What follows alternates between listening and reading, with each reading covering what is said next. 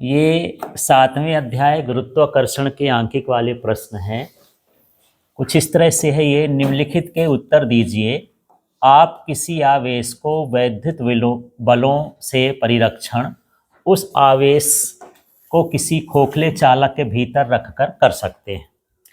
मतलब ये है कि मान लीजिए हमारे पास खोखला चालक है और किसी आवेश को मैं अंदर सुरक्षित रखना चाहता हूँ कि बाहर से इस पर बल न लगे, तो ये सुरक्षित हो जाता है, सील्ड हो जाता है, क्योंकि इसके अंदर विद्युत क्षेत्र की तीव्रता शून्य होती है। ठीक है, तो यही क्वेश्चन है कि यदि खोखले चालक के अंदर कोई वस्तु रख दें जिसका द्रव्यमान m है, तो क्या इस पर भी गुरुत्वाकर्षण बल नहीं लगेगा। फिर से देख लेते हैं। एक खोखला चालक है, उसके भीतर आवेश है, तो स्थिर विद्युत बल नहीं लगेगा। अंदर है तो उस पर भी स्थिर विद्युत बल नहीं लगेगा। खोखले चालक के अंदर यदि कोई आवेश स्थित है तो उस पर स्थिर विद्युत बल नहीं लगेगा। तो यही कंडीशन मान लेते हैं कि यदि कोई पिंड है या खोखला चालक है, उसके अंदर जो है, उसके अंदर यदि द्रव्यमान है ना, उसके अंदर यदि खोखले चालक के अंदर द्रव्यमान है, तो क्या वो गुरुत्वाकर्षण बल से बचेगा कि नहीं बचेगा, है ना। मेरी बात समझ में आ रही है? नहीं आ रही है अभी? ठीक, इसको समझो। ये 7.1 वाले प्रश्न में ही चलते हैं। मान लो ये मेरे पास एक डब्बा है, इस पर गुरुत्वाकर्षण बल लगता है। यदि इसके भीतर में कुछ सामान रख दूं, है ना, ये रखा ही है सामान, क्या इसके भीतर जो गुरुत्वाकर्षण बल है लगेगा कि नहीं लगेगा, है ना, ये लगेगा। लेकिन यही डब्बा है, मान लो एक लोहे का डब्बा है, इसके भीतर में आवेश रख दूं तो आवेशों के बीच स्थिर विद्युत बल लगता है, तो वो स्थिर विद्युत बल नहीं लगता है, उसका मान क्या होता है, शून्य होता है। तो इसी तरह से यदि किसी पिंड को रख दिया जाए तो उसके भीतर गुरुत्वाकर्षण बल लगेगा कि नहीं लगेगा खोखले चालक के अंदर, तो ये क्या होगा, लगेगा। ठीक है, उसके भीतर चाहे वो कहीं भी हो, क्योंकि गुरुत्वाकर्षण बल सभी भागों में लगता है और वो पिंड के द्रव्यमान पर निर्भर करता है। यदि पिंड में भार है, द्रव्यमान है, तो वो गुरुत्वाकर्षण से नहीं बच सकता है। एक हवा के कण में भी गुरुत्वाकर्षण का प्रभाव होता है। ठीक है, तो यहाँ पर उत्तर क्या लिखेंगे अब आप देखिए। तो इसमें पहला जवाब हमको देना है नहीं, क्योंकि इसमें पूछा है कि क्या उसके अंदर गुरुत्वाकर्षण का मान शून्य होगा, तो आंसर क्या हो गया, नहीं। क्यों नहीं होगा? क्योंकि गुरुत्वाकर्षण बल समान रूप से सभी भागों पर लगता है, चाहे वो अंदर हो, बाहर हो, कहीं भी हो। यदि पृथ्वी के इस प्रभाव में है, बड़े पिंड के प्रभाव में है, तो गुरुत्वाकर्षण बल उसमें लगेगा। अगला पार्ट है कि जो अंतरिक्ष यान होते हैं, जिसमें इंसान चढ़ करके अंतरिक्ष में जाते हैं ना, जैसे अभी मान लो चंद्रमा पर लोग गए, ठीक है, तो एक छोटे से यान में जाते हैं। जब हमारे पृथ्वी से ये बाहर हो जाते हैं, तो क्या इसमें गुरुत्वाकर्षण बल प्रभावित होगा? तो छोटे यानों में प्रभावित नहीं होता है। अब यहाँ पर दूसरा दे दिया कि यहाँ पर एक अंतरिक्ष स्टेशन हम ले गए। अंतरिक्ष स्टेशन माने एक बहुत बड़ा भाग होता है, एक शहर का शहर बस जाए, उसमें सारी सुविधाएं, रहना, खाना, सोना, पढ़ना, कई दिनों तक वहाँ पर अंतरिक्ष में रह सकते हैं। वो भी पृथ्वी के साथ साथ चक्कर लगाता रहता है, तो उसका आकार बड़ा है, तो क्या उस पर गुरुत्वाकर्षण लगेगा? ठीक है, दो चीजें समझो। यहाँ पर बोलता है अंतरिक्ष यान बहुत छोटा होता है, ठीक है, उसमें लोग गए हैं तो उसमें गुरुत्वाकर्षण बल नहीं लगता है। कुल मिला के ये बोलता है कि उस पर गुरुत्वाकर्षण का प्रभाव नहीं होता है। यदि हम अंतरिक्ष स्टेशन ले गए जहां पर लोग रिसर्च करते हैं, तो उसको बहुत बड़ा बना के रखते हैं, कई अंतरिक्ष यान उसमें समा जाएंगे, टुकड़े टुकड़े में ले जाकर के उसको जोड़ जोड़ के एक बहुत बड़ा भाग बना देते हैं, तो वो अंतरिक्ष स्टेशन बहुत बड़ा हो जाता है। तो क्या उसमें गुरुत्वाकर्षण का प्रभाव पड़ेगा कि नहीं पड़ेगा? ठीक है, तो यहाँ पर पड़ेगा, क्योंकि ये बड़े आकार में, जब आकार बड़ा हो जाएगा तो द्रव्यमान का मान भी कैसा हो जाएगा, अधिक हो जाएगा, क्योंकि गुरुत्वाकर्षण बल तो द्रव्यमान पर ही निर्भर करता है ना। आप सूत्र जानते हो, F=G m अपॉन क्या होता है, r²। m1 m2 या कैपिटल m स्मॉल m जो भी लिख दो, तो ये किस पर निर्भर करता है, द्रव्यमान पर। छोटा अंतरिक्ष यान का द्रव्यमान कम होता है, तो उसमें गुरुत्वाकर्षण का प्रभाव नहीं पता चलता है, लेकिन बड़े का द्रव्यमान क्या हो जाएगा, अधिक, तो उसमें गुरुत्वाकर्षण बल का प्रभाव पड़ेगा। ठीक, दोनों चीज समझ में आ गई। अब हम इसके तीसरे हिसाब से चलते हैं। यदि आप पृथ्वी पर सूर्य के कारण गुरुत्वीय बल की तुलना करें और पृथ्वी पर चंद्रमा के कारण गुरुत्व बल की तुलना करें तो क्या होता है, सूर्य का गुरुत्व बल अधिक होता है, सूर्य ज़्यादा खींचता है।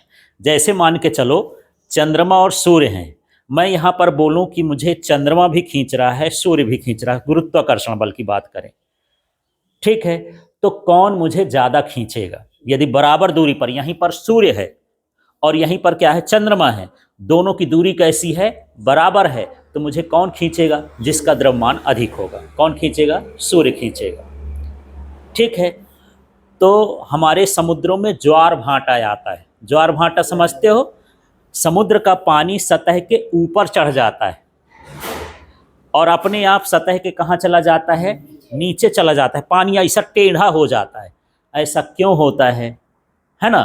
तो हम जवाब देते हैं कि गुरुत्वाकर्षण के कारण। किसके गुरुत्वाकर्षण के कारण? चंद्रमा के गुरुत्वाकर्षण के कारण। तो जब सूर्य का गुरुत्वाकर्षण अधिक है तो सूर्य के गुरुत्वाकर्षण से ज्वार भाटा नहीं आता है, पर चंद्रमा के गुरुत्वाकर्षण से आ जाता है, जबकि चंद्रमा का आकार छोटा है। ऐसा क्यों है? प्रश्न मेरा समझ में आया? समुद्र में क्या आते हैं? ज्वार आते हैं। इसको यहाँ लिखा है ज्वारी प्रभाव। क्या होता है? ज्वारी प्रभाव। तो सूर्य का ज्वारी प्रभाव कम होता है, जबकि उसकी आकर्षण शक्ति क्या है? बहुत अधिक है। और चंद्रमा का ज्वारी प्रभाव अधिक होता है, जबकि आकर्षण शक्ति कम है। तो वजह ये है कि चंद्रमा हमारे नज़दीक है, 3.84 लाख किलोमीटर है ये, है ना? और जो है वो 15 करोड़ किलोमीटर है। तो दूरी ज़्यादा है उसकी। सूर्य की दूरी क्या है? अधिक है। तो यहाँ पर उसका प्रभाव कैसा होगा? कम होगा।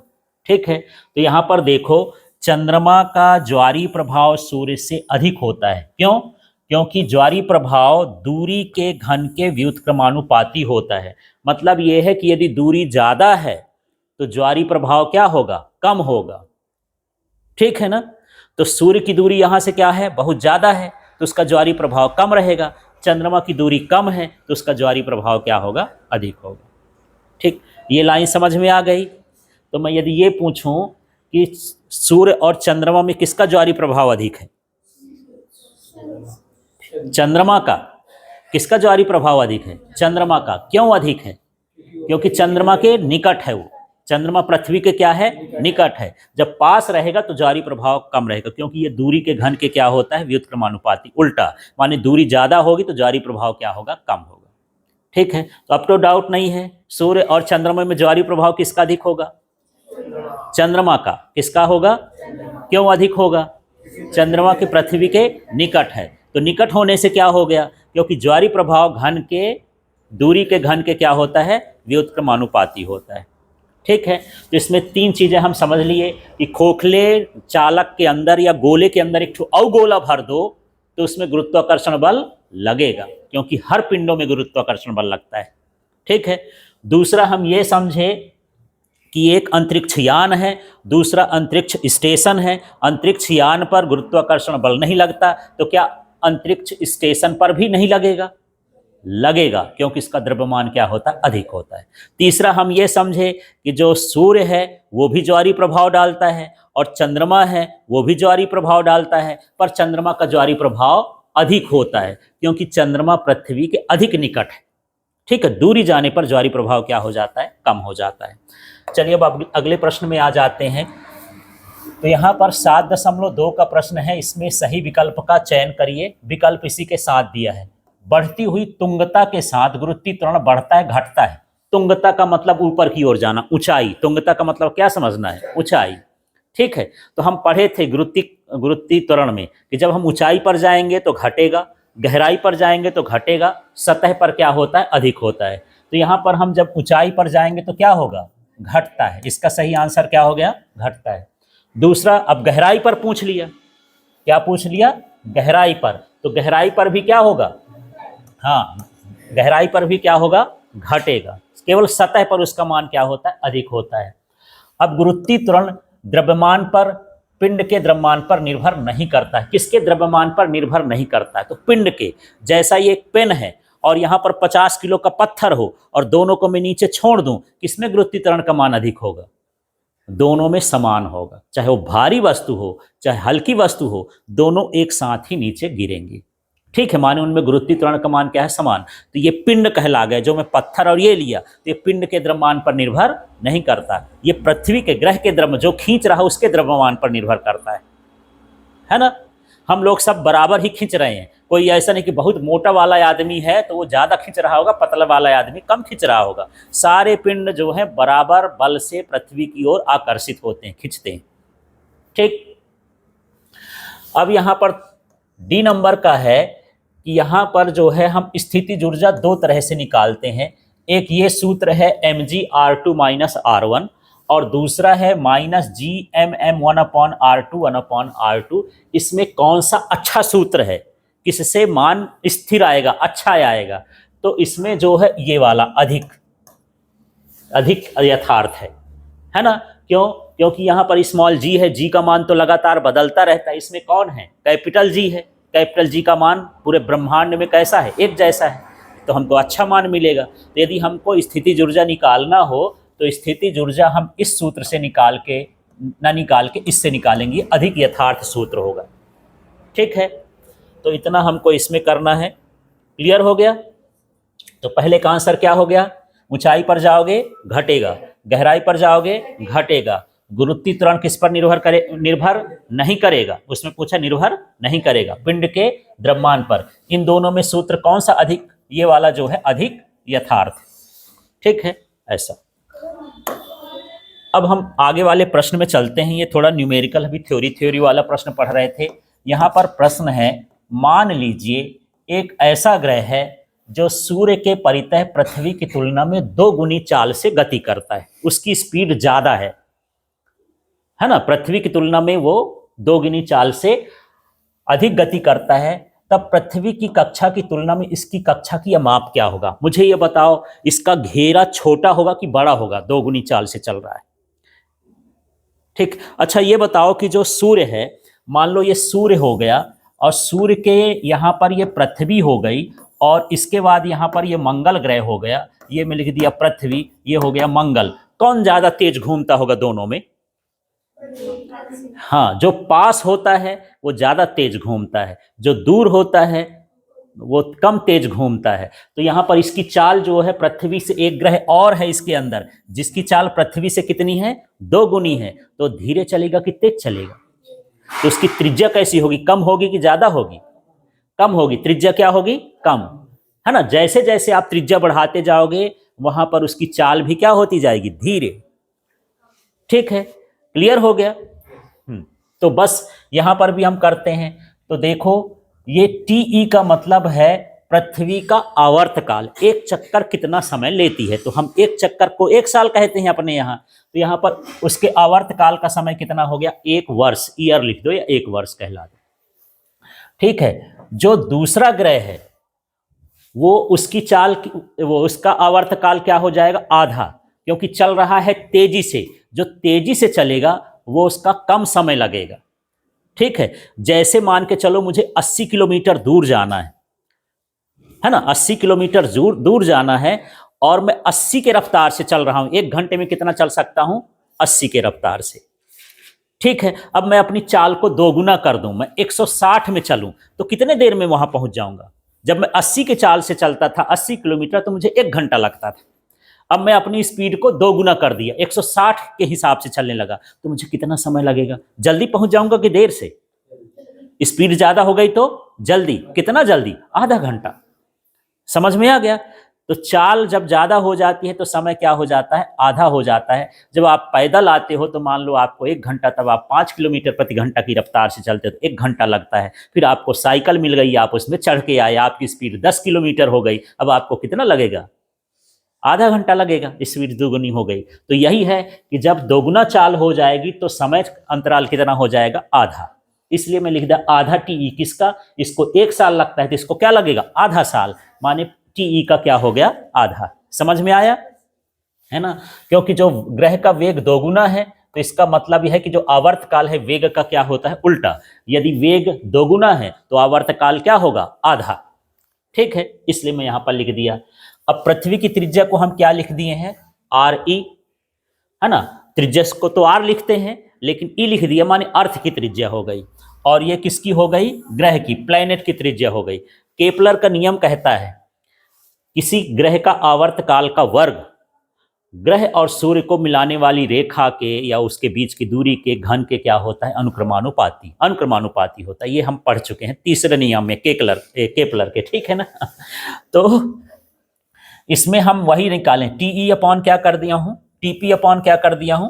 टी। तो आवर्तकाल का ये क्या कहलाया? वर्ग। ठीक है। फिर यहां पर मैं लिख दिया हूं आरपी अपॉन आरई, ये उसका क्या हो गया? घन। यही है ना, आवर्तकाल का वर्ग सूर्य और ग्रह के बीच की दूरी के घन के क्या होता है? अनुक्रमानुपाती। उस हिसाब से ये देखो, पीपी ऊपर लिखा हूं, ई नीचे लिखना हूं, ये ध्यान रखना है। समझ में आ गया? अब यहां पर मुझे त्रिज्या निकालना है कि कितना बड़ा ग्रह है, उसकी कक्षीय अमाप क्या है। इसमें क्या पूछा है? कक्षीय अमाप। तो मुझे क्या करना है? इस 3 का पक्षांतर करना है। इस 3 का पक्षांतर, अब तो सब तो पढ़े थे, घात में कैसा पक्षांतर होता है? घात में ऐसा पक्षांतर होता है कि यदि ये ऊपर है तो यहां बटे में चली जाएगी। इसकी घात कितनी है? 2। ये लिख दिया, टीपी अपॉन टीई इसकी घात कितनी है? 2। इसकी आरपी अपॉन आरई की घात कितनी है? 3। जब पक्षांतर करेंगे तो 2 के बटे में क्या हो जाएगा? 3।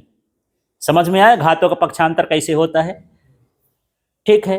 तो मैं इसको इधर लिख दिया हूं, इसको इधर, क्योंकि आरपी का ही मान मुझे निकालना है, इनका पता करना है, रेशियो। ये समझ में आ गया? अब इसमें मान रखें, टीपी का मान देखो कितना था यार? 1/2 टी, और टी का मान तो टी है, उसको वही रहने देते हैं। इसमें से ये कटेगा, अंदर क्या बचा? 1/2। 1 में 2 का भाग करोगे कितना आ जाएगा? 0.5 और 2/3। ये मान मैं आगे लिखा दिया हूं, आपको कैलकुलेट करने की जरूरत नहीं है, इसको लाग आग विधि से हम निकालेंगे, इतना आसानी से निकलेगा रहे। ठीक है। तो इसका मान कितना होगा? 0.63। यदि आपको याद ना रहे तो आप यहां तक कर देना, इसके आगे नहीं करने की जरूरत है। ठीक है। केवल आपको प्रोसेस बताना किस तरह से हम निकाल सकते हैं। ठीक है। इसका मतलब ये है कि अतः पृथ्वी की तुलना में जो ग्रह की कक्षा की अमाप है 0.63 गुना क्या होगी? छोटी होगी। वेग 2 गुना है तो उसका आकार कैसा होगा? कक्षा की त्रिज्या क्या होगी? कम होगी, छोटी होगी। ठीक। हाँ। अब हम अगले हिस्से में जाते हैं। ये 7.7 का प्रश्न है, क्या किसी पिंड को पृथ्वी के पलायन चाल क्या किसी पिंड की पृथ्वी की पलायन चाल पिंड के द्रव्यमान पर निर्भर नहीं करती है? पिंड का द्रव्यमान कैसा भी हो, यदि इसको पृथ्वी से सतह से बाहर भेजना है तो 11.2 किलोमीटर प्रति सेकंड की रफ्तार से फेंकना पड़ेगा। और चाहे एक बड़ा 1 टन का भी पत्थर भेजना है, उसको भी उसी स्पीड से भेजना पड़ेगा। तो द्रव्यमान पर निर्भर करता है क्या? स्पीड सबके लिए कैसी है? सेम है। पलायन वेग का मान सेम होता है, चाहे कोई भी पिंड यहां से पृथ्वी की सतह से फेंका जाए। ठीक है। इसका मतलब यह है कि पिंड के द्रव्यमान पर निर्भर नहीं करता है, चाहे छोटा पिंड लो चाहे बड़ा पिंड लो, सबके लिए पलायन वेग का मान कैसा होता है? एक समान होता है। प्रक्षेपण बिंदु की अवस्थिति, अब चाहे बिंदु चाहे यहां से फेंक दो चाहे वहां से फेंक दो, स्थान बदलने से भी, है ना, पलायन वेग का मान नहीं बदलेगा। हम सोचे कि नहीं यार यहां से नहीं फेंकते, थोड़ा दूर से फेंकते हैं तो कम स्पीड में फेंकना पड़ेगा, ऐसा नहीं है, सबके स्पीड क्या है? बराबर है। प्रक्षेपण की दिशा, अब सोचे कि हम इस कोण से फेंक दिए, कोई बोला इस कोण से फेंक दो, कैसे भी फेंक दो, अच्छा सीधे फेंक दो, दिशा से कोई लेना देना नहीं, चाल भर उसकी क्या होना चाहिए? 11.2 किलोमीटर प्रति सेकंड से ज्यादा होना चाहिए। पिंड के प्रमोचन की अवस्थिति ऊंचाई पर, हाँ ऊंचाई पर निर्भर करता है। जैसे मान लो मैं यहां से फेंक रहा हूं तो 11.2 किलोमीटर प्रति सेकंड की रफ्तार चाहिए। यदि यहां से मैं 50 किलोमीटर दूर चला जाऊं और वहां से फेंकूं तो उसकी चाल क्या हो जाएगी? कम हो जाएगी, कम चाल से फेंक सकते हैं। मतलब यहां पर जो पलायन चाल है वो किस पर निर्भर करती है? ऊंचाई पर। समझ में आ गया? तो फिर से बात करते हैं, पलायन चाल पिंड के द्रव्यमान पर निर्भर करेगी? नहीं करेगी। प्रक्षेपण बिंदु की स्थिति पर निर्भर करेगी? नहीं करेगी। प्रक्षेपण की दिशा पर निर्भर करेगी? नहीं करेगी। ऊंचाई पर निर्भर करेगी? हाँ निर्भर करेगी। ठीक है, ऊंचाई से बदलती रहती है। इसके बाद हम अगले हिस्से में आते हैं। ये 7.6 का प्रश्न है। इसमें भी बोलता है सही विकल्प का चयन करिए। अनंत पर स्थितिज ऊर्जा का मान क्या है? 0। प्रश्न लिख रहा है यही। तो कक्षा में परिक्रमा करते किसी ग्रह उपग्रह की कुल ऊर्जा इसकी गतिज ऊर्जा स्थितिज ऊर्जा की ऋणात्मक होती है।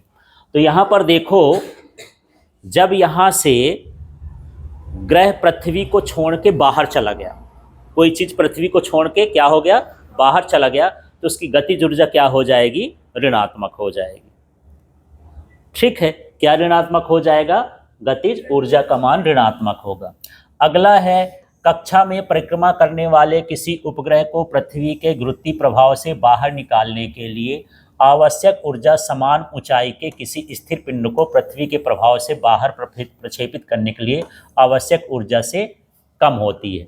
मतलब ये है कि यदि आप जो है नीचे से किसी चीज को फेंकोगे तो उसमें ज़्यादा ऊर्जा की ज़रूरत पड़ेगी, और ऊंचाई से फेंकोगे तो उसको कम ऊर्जा की ज़रूरत पड़ेगी। बस ऐसा ही है, ठीक है ना। किसी चीज को हमको पृथ्वी से बाहर निकालना है, तो हम पहले सोचे कि यहीं से फेंक देते हैं यार, तो ज़्यादा ताकत लगेगी। फिर सोचे नहीं, हम एरोप्लेन से जाएंगे, रॉकेट से जाएंगे ऊंचे पर, फिर फेंकेंगे, है ना। जैसे हम लोग उपग्रह छोड़ते हैं ना, तो उपग्रह को यहीं से नहीं फेंक देते हैं, उपग्रह को पहले रॉकेट से हम दूर ले जाते हैं, फिर रॉकेट से धक्का मारते हैं, वहाँ कम धक्के में वो घूमना चालू कर देता है, तो वहाँ पर ऊर्जा क्या होती है, कम हो जाती है। ठीक इस तरह से है। अब हम आगे के प्रश्न में हैं। यहाँ पर प्रश्न है 7.8 का, इस प्रश्न को देख लेते हैं। कोई धूमकेतु सूर्य की परिक्रमा अत्यधिक दीर्घवृत्तीय कक्षा में कर रहा है। ठीक है, एक धूमकेतु जो है गैसों का पिंड होता है ना, और वो जब सूर्य के नजदीक आता है तो उसकी गैस फैल जाती है, तो गैस चमकती है, ऐसे लगता है पूंछ बनाए कोई चीज जा रहा है, पूंछ होती नहीं। जैसे मान के चलो ये सूर्य है और धूमकेतु का प्रभाव, धूमकेतु पास आ गया तो सूर्य की गर्मी से उसकी गैस क्या हो जाती है, फैल जाती है, तो ऐसे दिखेगा, यहाँ गोला गोला, और पीछे कैसे दिखेगा, पूंछ पूंछ, ऐसे होके जाता है, ऐसा होके। धूमकेतु एक तरह का पिंड है, जैसे उल्का पिंड होता है जो हम रात में देखते हैं, वो चमकता हुआ गिरता है, ऐसे ही एक धूमकेतु है, थोड़ा सा पिंड होता है जो कभी कभी पृथ्वी के चक्कर में आ जाता है। जैसे हेली नाम का धूमकेतु सुने होंगे, ये हमारे पृथ्वी में 76 साल में एक बार दिखाई देता है ना। तो ये भी जैसे ग्रह चक्कर लगाते हैं, ऐसे ये भी सारी इलाके में कहीं कहीं क्या होता है, घूमते रहता है, कभी कभी पृथ्वी के पास गया, कभी किसी के पास गया, ऐसे घूमते रहता है। उस पिंड को हम क्या बोलते हैं, धूमकेतु। वास्तव में ये हवा के पिंड होते हैं, गहरे घनत्व वाले हवा के क्या होते हैं, पिंड होते हैं, इनको धूमकेतु कहते हैं। तो चलो, यहाँ प्रश्न धूमकेतु का नहीं था, इसको समझना। यहाँ पर यह समझना है कि यह धूमकेतु जो है दीर्घवृत्तीय कक्षा में घूम रहा है, तो शुरू से अंत तक इसके रैखिक चाल में क्या होगा, है ना। तो यहाँ इसकी रैखिक चाल, इसमें पूछा है कौन सी चीज नियत रहती है, फिक्स रहती है, बदलती नहीं है। तो रैखिक चाल बदल जाती है, नियत नहीं रहती है, ये हमको बताना। ठीक है, इसके बाद जो कोणी चाल होती है, उसकी कोणी चाल क्या होती है, नियत होती है। ठीक है, कोणी संवेग भी क्या होता है, नियत होता है। गतिज ऊर्जा नियत नहीं होती है, गतिज ऊर्जा का मान क्या होता है, बदलता रहता है। इसमें सिर्फ उनको बताना है कि कौन नियत है और कौन नियत नहीं है। फिर यहाँ पर ये स्थितिज ऊर्जा, इसका मान भी नियत नहीं रहता है, इसका मान भी बदलता रहता है। फिर यहाँ पर पूछ दिया कुल ऊर्जा, कुल ऊर्जा का मान क्या होता है, नियत होता है। ठीक है, क्लियर हो गया इसमें। तो कोई भी यदि धूमकेतु नहीं, उल्का पिंड पूछ दे, कोई उपग्रह ही पूछ दे, यदि घूम रहा है तो क्या क्या चीज उसकी नियत रहेगी यार, कोणी चाल नियत रहेगी, कोणी संवेग नियत रहेगा, और कुल ऊर्जा नियत रहेगी। बाकी स्थितिज ऊर्जा, गतिज ऊर्जा और रैखिक चाल ये नियत नहीं होगी, बदलती रहेगी। ये सब के लिए, मेरी पृथ्वी के लिए भी यही है ना।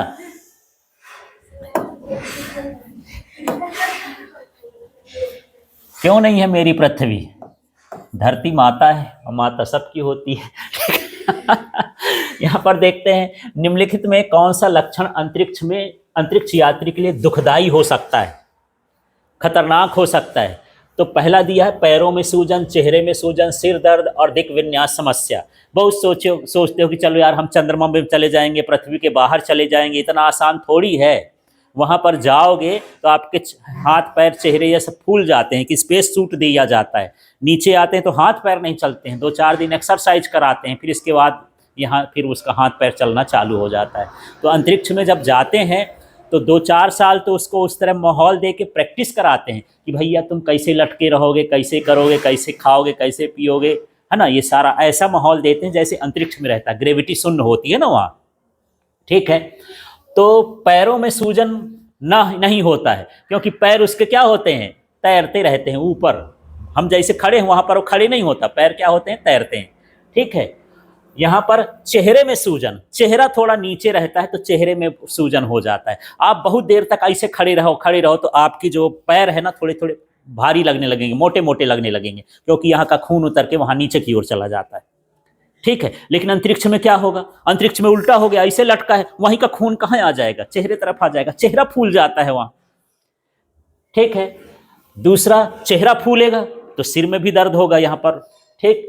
और दिक विन्यास की समस्या, दिक विन्यास का मतलब यह है कि मैं जाना चाहता हूं इस दिशा में, कोई दिशा नहीं रहती है वहां पर, तैरता ना रहता है, ठीक है। तो उसको कौन कौन सी समस्या हो सकती है, उसको चेहरे में सूजन हो सकता है, उसके चेहरे पर सिर दर्द हो सकता है, उसको दिक विन्यास की समस्या हो सकती है, दिशा का ज्ञान नहीं होता, भटकता रहता है, इधर उधर तैरते रहता है कुल मिला के, ठीक है। जैसे मुझे इसको इधर जाना है तो मैं इधर जा सकता हूं, यहाँ जमीन है, पैर रख रहा हूं, अब उनको जाना है इधर तो कैसे जाए यार, ठीक। बड़ी माने दूसरे तरीके से जाते हैं पर इतना आसान नहीं है जाना, ये समस्या होती है वहां, ठीक। क्लियर हो गया इतना, हाँ।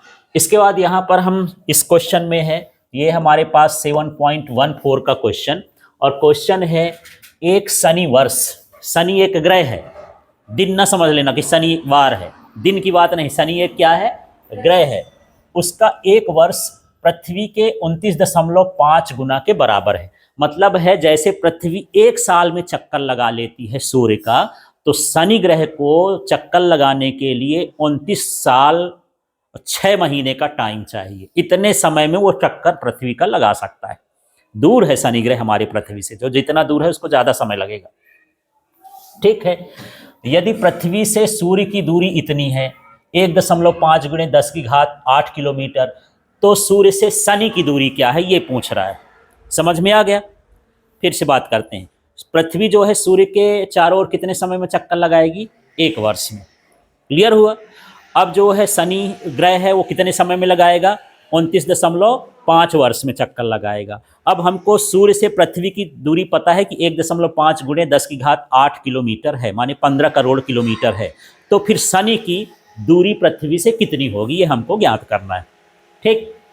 तो यहाँ पर देख लेते हैं, ये है टाइम पीरियड एट अर्थ, पृथ्वी पर परिक्रमा का काल कितना है, 1 साल, और शनि में ही कितने साल लगता है, 29.5 साल लगता है, ठीक है।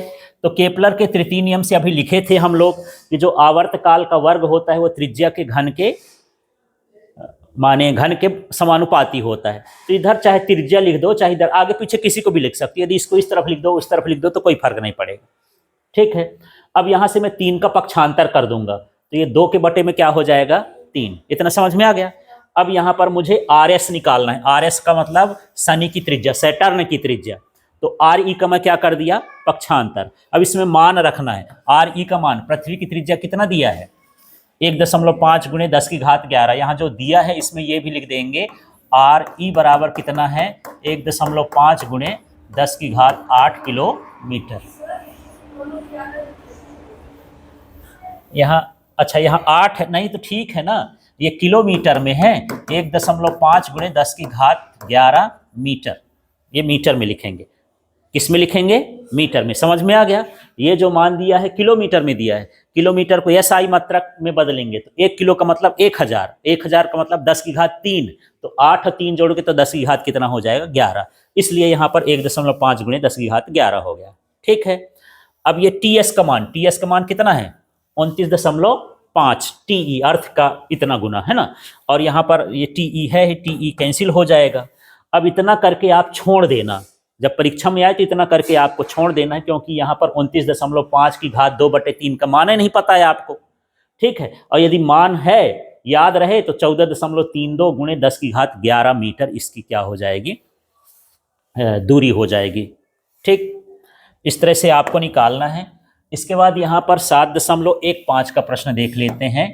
पृथ्वी के पृष्ठ पर किसी वस्तु का भार 63 न्यूटन है ना। मान लो यहाँ पर मैं कोई वस्तु रखा, उसका भार कितना है, 63 न्यूटन। कहाँ पर, पृथ्वी की सतह पर।